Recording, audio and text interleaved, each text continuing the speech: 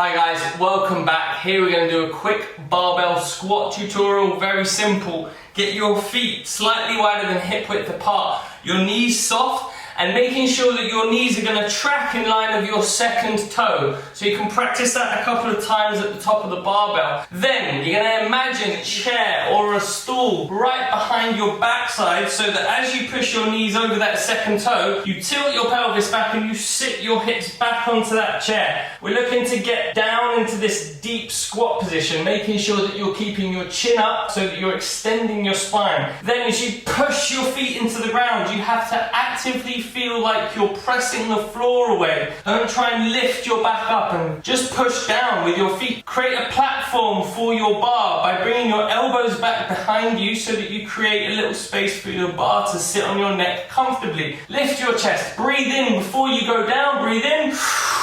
Sit down, control it, and then drive down through your feet and extend your upper body, squeezing your glutes and hamstrings. If you do like it, press like. Don't forget to subscribe. See you again soon.